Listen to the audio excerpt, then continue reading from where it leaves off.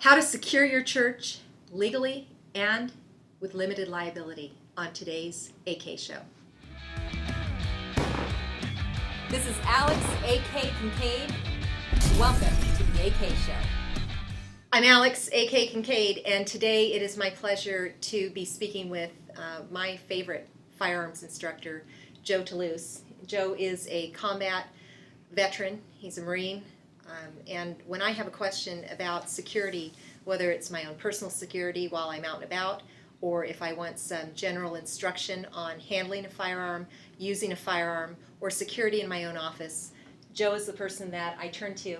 And I thank you for coming today and sharing your knowledge with our viewers, because in light of the horrible tragedy that we had about a week ago now, I think there are a lot of people, and I've certainly received calls from churches asking, how can we do things differently, and how can we take this horrible tragedy and turn it into as positive of a thing as we can, so that those of us who continue to live and go forward can protect ourselves and our families. Well, thanks for having me, and I appreciate the opportunity to come and help if I can. And part of our discussion in how to secure a church, of course, is, in light of the tragedy, we have people who are pointing fingers at all kinds of entities and reasons for this. And of course, it comes down to the criminal who did this. We can't control the Air Force. We can't control the FBI. We know the background check system is flawed. It always will be. It's not going to be perfect. It's a human system. But we, as individuals, do have some degree of control, at least, over our own personal safety. We always have to sit down and look at our own protection. I can't look and say, those people will protect me. I have to understand that my protection and the protection of my loved ones is my own responsibility. Which is kind of the opposite of what the government teaches us Correct, nowadays. I mean, correct. We're told the government will take care of you. Of course, those of us who carry as a part of life know, that old saying, what is it, when seconds count, the cops are minutes away. And my cop friends will tell you the same thing. We can't be there. And so what we really want to focus on today is, if you're going to church, you're part of a church, you are there, and you are capable of taking some steps towards ensuring the safety of everyone who's in that building. Correct. The Bible doesn't say thou shalt not kill. Right. The Bible says thou shalt not commit murder. Exactly right. And I can't think of a greater glory and a show of respect to our Creator than to be willing to fight for the life that I've been given. Yes, and the lives of all the children and others who may be attending church that day. So let's start with the basics. Okay. Churches, the most recent tragedy that was in Texas was a small little church. And of course, churches, we have some here in Boise, Idaho, they're just enormous. So, of course, what we say is going to have to be customized to your specific situation. But I think there are some basics that you told me about when I first brought up this topic. Like, you need to have some individuals stationed around the church. You need to lock the door. You need to, can you just walk us through a couple of those basic security measures that, large or small, people can put in place in their church? Okay. One of the things that I would look at is I would want to lock my doors. Once the service begins, I'd want to lock my doors. I would want security teams. I'd want a security team that's outside, roaming in the parking lot, keeping an eye on what's going on out there. They're my first line of security. My second line of security would be at the entrance, or preferably before the service starts, outside on the steps, just observing. Okay, as the service starts, they may move into the lobby and they secure the doors. Right. Nobody comes in unless they open the doors for them. People go up and knock on the doors, they see who it is, they open the doors, and they let them in. I want a security team at each one of the entrances, so that I know who's coming in. If I have a back door to the church, I want a team there. and they're looking. These people are being observant. They're keeping their eyes out, and they're looking to see what's going on. Inside the church itself, I would want a person sitting, preferably sitting on each side of the entrance door that goes in.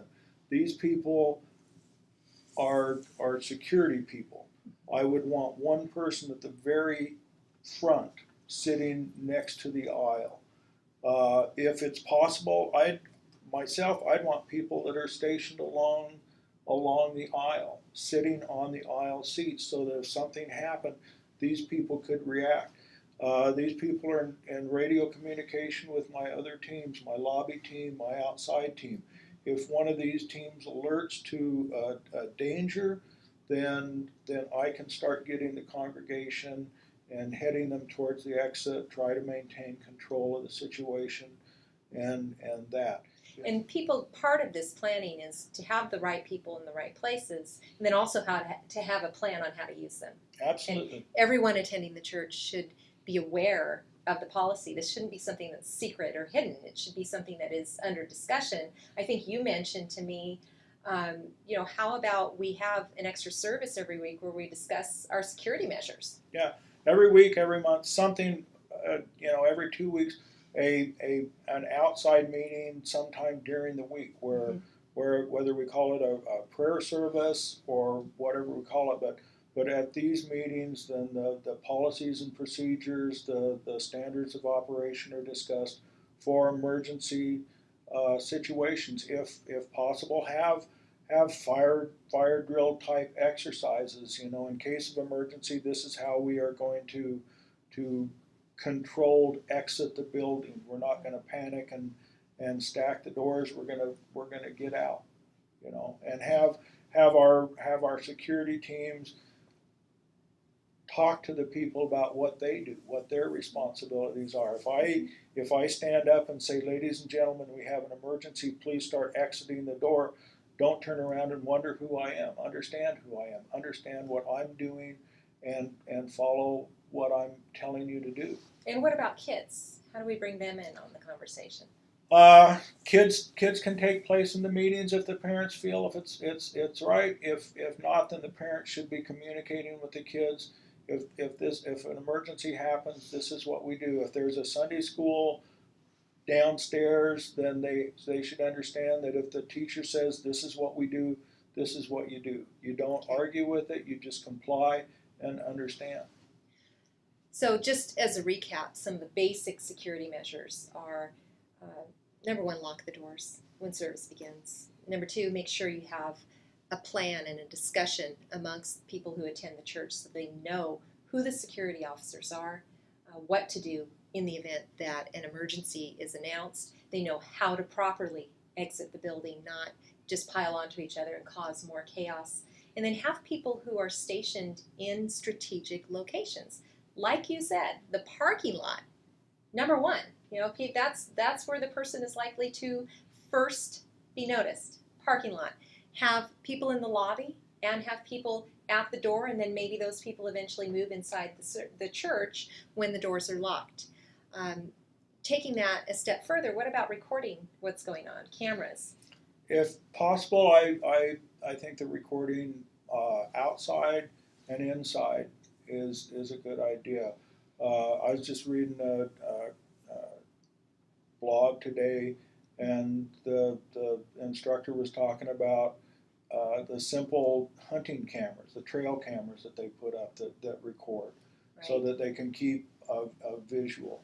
It doesn't have to be fancy, closed circuit TV, expensive type stuff.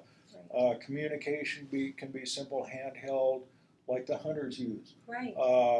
I personally would prefer an earbud and a cuff mic. I don't want to be noticed as a security guy. If I'm noticed as a security guy, I become a target. So I want to be discreet as possible. I don't want anybody to see that I'm a security guy. I want to blend in with everybody else. As far as the parking lot goes, my understanding is that this latest shooter down in Texas walked up in, tactical garb with body armor on, One of the reports that I heard was that he had a helmet on, carrying a rifle. This is not your normal guy going to church. Right. So did nobody notice him? If nobody noticed him, why not? Yeah. Where was this? The security team has to understand that their job and their responsibility is critical. They are the sheepdogs that protect the flock. Okay, so during the church service, if they feel that it's more important for their spiritual foundation to be a part of the service, in the service, taking and focusing on, then they shouldn't be part of the security detail. The people that are down the center aisle have to understand that their security, that's their job. When they're standing up, their head should be on a swivel, looking around what's going on. What's common in church, and churches that I've seen, is when the people pray, they bow their heads, they close their eyes, and they pray. This is not good. This is not critical. It's not important. It's not called for in the Bible. Nowhere is it called for. They need to be alert. They need to remain alert, especially the security team. Even the security team that's inside the church taking part of the services, their responsibility isn't to focus on the service, it's to focus on the security of the people. Right. The other teams need to stay where they are. The guys in the lobby need to stay where they are. They can't be standing there chit-chatting during this exercise. They need to be focused on what they're doing. They need to be keeping their eyes out the windows. They need to see what's going on. The guys in the lobby need to be roaming. They need to be observing. They need to see what's going on. All of the security team is absolutely critical that they understand how vital their responsibilities are, how important it is for the security of their flock to protect them. Which brings up the point of, how do we pick this security team? Because I know when a church announces a need, they will probably be overwhelmed with volunteers, and many of those volunteers will not be suitable. And so, it's kind of a hard discussion to have with people who are trying to contribute, but the reality is that we need people who are the right candidates to fill those positions. So, certainly there's training that can go along with the selection process, but I think we need to have a discussion about how do you pick your team. If you're not going to hire outside contractors, which, outside contractors aren't always the best choice anyways, you can start within your church and you can ask people with the willingness, what their background is, and then take it from there to supplement that background with appropriate training. So can you tell us what, selection and training of security might look like? We have to understand that these people are going to be volunteers, and they might be offended when we say we don't want your help, thank you very much. Right. But that's absolutely critical. I'm the most likely ones will be people that have gone out and got their concealed carry permits, the concealed carriers. Okay, and this is good. They've made the effort to show that they want to follow the law and be good people. However, I feel we're both aware of the fact that a lot of the people that carry concealed aren't the appropriate choice for the security team. Right. I would go through an actual interview process. I would possibly go and look at how law enforcement interviews their people. What do they look for? You're not looking, I'm going to throw one thing in there Okay. because we know this person, you and I both do, the person who is looking for the fight.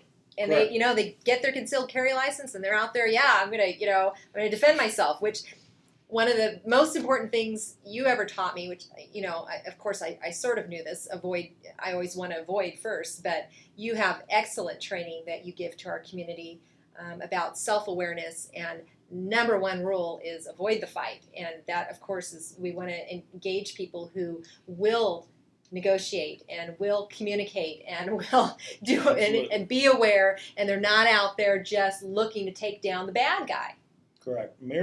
Mere presence, a mere command presence can be critical. It can be a factor that will stop a fight. Verbal command presence and de-escalation skills are critical. I need to be able to go in there and talk to the person and say, hey, what's our problem? How can we solve this problem? Look, let's talk this out. You know, in the security position, I can't just say, hey, I'm done with you, and turn around and walk away. I need to be aware of when it's important to call in the legal, to call in law enforcement, bring the police into the issue. I'm going to bring up another point because you mentioned to me when we were discussing what was important to bring out during this video, what about noticing a domestic in the parking lot, right? So now we've got church security, you see husband and wife arguing. What's the appropriate response for security personnel in that situation? I would probably observe for a bit, try and see what's going on, see what it's about. Right. I would make sure that it wasn't going to get physical. If it's getting physical, I would begin with a verbal intervention into it. First thing I would do before I start the verbal intervention is I call law enforcement in there. Right. A law's been broken, domestic violence has occurred, law enforcement needs to be there. If the guy's beating on the wife or the wife's beating on the guy, right, I would bring in additional security guys, and I'd want to break it up. I'd want to separate them and get them apart. I need to be careful. I don't want to step in too early. I don't want to go in there and commit an assault, or I don't want to go in there and commit battery. Because now the liability for the whole church is on the line, Absolutely. Potentially. And that's, I thought that example really well illustrated the point that, the person that needs to have the understanding and the training to know when to call law enforcement versus when to just step in. And these are all critical things that people need to understand, not only for the welfare of everyone involved, but also for, I'm the lawyer, so I'm thinking of liability issues that come up here as well. Absolutely. And, we're telling people, carry guns to church and secure your church, but there's a whole lot that goes along with doing that. So training, I think that is important for this, and if they don't have it, perhaps the church can help them get it. The verbal de-escalation skills, reading body language, looking at people and knowing pre-assault indicators, learning how to negotiate with people. All of these skills are going to be critical in this. If I'm a church, I don't want to hire somebody with a Rambo personality.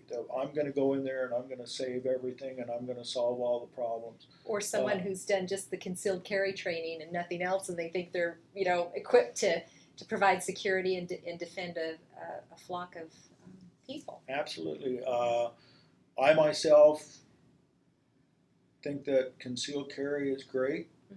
Mm-hmm. However, in the training that I've seen, I feel it is tremendously lacking.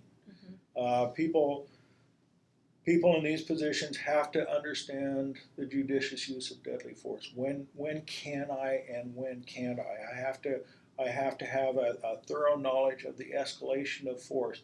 If you do this, what can I do in response? Law enforcement, generally, it's accepted that they will be one step ahead of the person that they're dealing with. We cannot, as citizens, be one step ahead of that person. That doesn't mean you get to hit me before I hit you back. Right. This is training in pre-assault indicators. This is an understanding of body language. What are you preparing to do? So I have to, I have to understand this, and I have to be trained in this. I would look at people that are willing to study, to take books home and read books and understand, and possibly have tests that I've given them.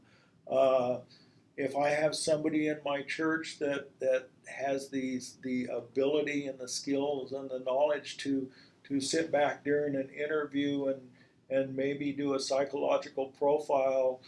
He's sitting off to the side doing a psychological profile of the person that's being interviewed unofficially, and it's not medically, it's not going to go on records or anything else, but a consultant type person that could say, You know, the guy's cool, he's good, he seems to be able to maintain his control.